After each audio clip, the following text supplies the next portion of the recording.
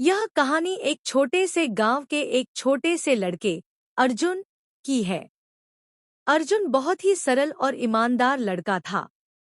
वह अपने माता पिता के साथ एक छोटे से कच्चे घर में रहता था। गांव में कोई बड़ा स्कूल नहीं था और अर्जुन को किताबों के अलावा एक ही बड़ा शौक था, वह खेतों में काम करना और वहां के प्राकृतिक सौंदर्य को देखना।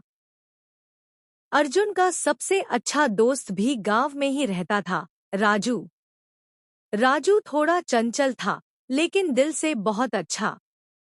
वह हमेशा नए नए आइडिया लाता था कि कैसे कुछ नया किया जा सकता है। एक दिन राजू ने अर्जुन से कहा, तू भी अपने सपनों का पीछा कर। सिर्फ खेतों में काम करने से तुझे बहुत कुछ नहीं मिलेगा। क्यों न हम शहर जाएं और कुछ नया करें। अर्जुन, जो हमेशा अपने काम में ही संतुष्ट था, थोड़ा हिचकिचाया। लेकिन राजू की बातों ने उसे सोचने पर मजबूर कर दिया। उसने अपने माता पिता से बात की और कुछ दिनों बाद वह राजू के साथ शहर के लिए निकल पड़ा। शहर पहुंचने के बाद दोनों दोस्तों को पता चला कि वहां बहुत सारे लोग थे जो रोजाना नई नई चुनौतियों का सामना कर रहे थे। अर्जुन और राजू ने छोटे मोटे काम करना शुरू किया। अर्जुन ने मेहनत की, लेकिन उसे जल्दी ही यह एहसास हुआ कि शहर की जिंदगी उतनी आसान नहीं है जितनी वह सोचता था। एक दिन दोनों दोस्तों ने एक नया बिजनेस शुरू करने का सोचा। उन्होंने एक छोटी सी दुकान खोली जिसमें स्थानीय हस्तशिल्प सामान बिकते थे।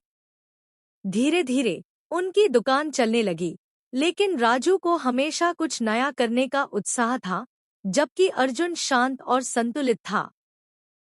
समय के साथ राजू का उत्साह कुछ ज्यादा ही बढ़ गया और उसने एक जोखिम भरा निवेश करने का निर्णय लिया। अर्जुन ने उसे समझाने की कोशिश की, लेकिन राजू ने सुनी नहीं।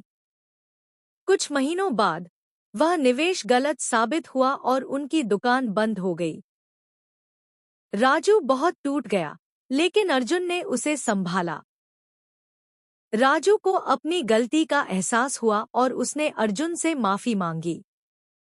इस बार दोनों ने मिलकर नई शुरुआत करने का निर्णय लिया।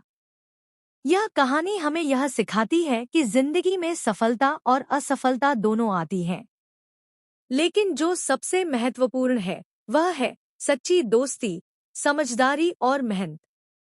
अर्जुन और राजू ने सीखा कि हर मुश्किल के बाद एक नई शुरुआत होती है और एक सच्चा दोस्त कभी भी हमें अकेला नहीं छोड़ता।